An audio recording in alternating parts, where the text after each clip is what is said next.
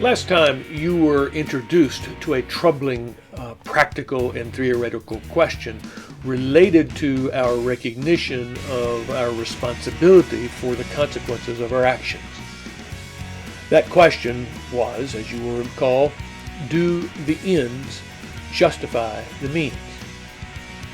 In this presentation, we want to use that question to help us think about a distinction made in Western moral philosophy between two kinds of approaches to thinking about right and wrong conduct.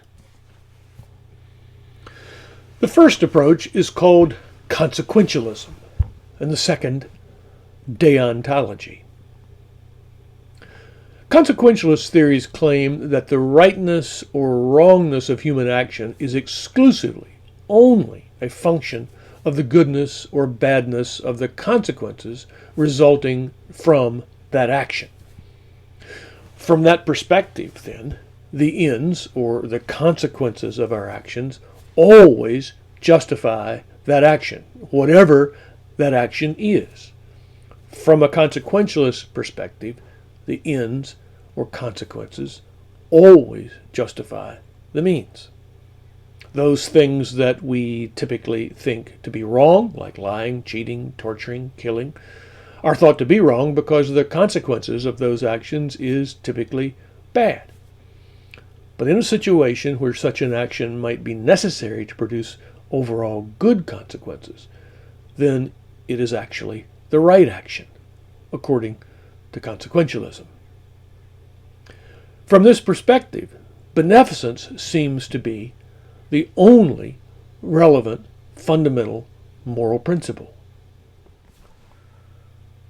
What is called utilitarianism is the primary example of a consequentialist approach to moral theory. Utilitarianism was developed by two English philosophers, Jeremy Bentham and John Stuart Mill. Each of them affirmed some version of the principle of utility, which is to say, act always so as to produce the greatest good or consequences for the greatest number of people. That's the principle of utility. Act always so as to produce the greatest good or consequences for the greatest number of people. A simple rule, if you will, for determining what's right and what's wrong. According to Bentham and Mill, or at least an implication of their principle of utility, is that the consequences of our actions are calculable and comparable. That is to say, with reference to any action, to decide whether it's right or wrong based upon the principle of utility requires us to be able to sort of quantify the overall impact or effect or consequence of our action. And we must be able to compare that overall impact of one action to the overall impact of another.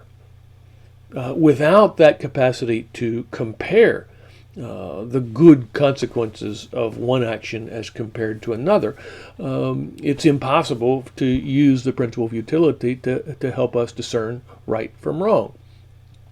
Bentham and Mill insisted that our obligation is to always do that action that maximizes good outcomes or maximizes human welfare. It's not simply enough to do those things that promote human welfare.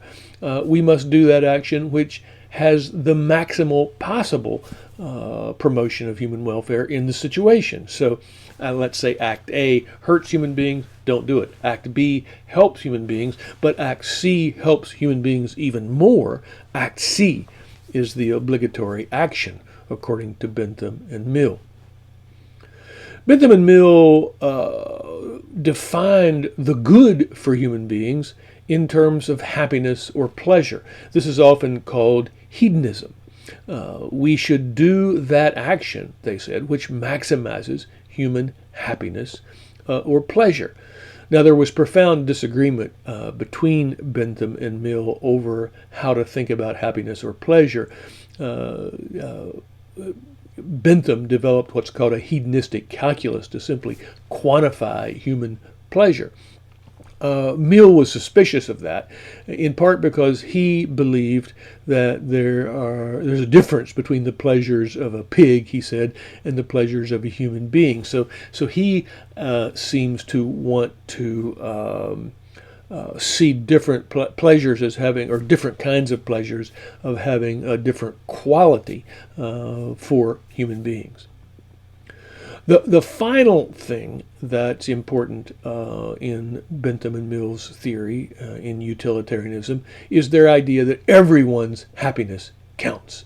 That is to say, every human being is relevant in our calculation of the impact of our actions on human beings.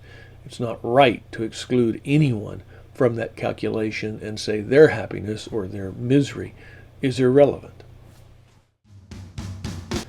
This should give you a good basic understanding of consequentialism and utilitarianism and their relevance to the question, do the ends justify the means? Next time, we'll look at an alternative to this perspective, deontology.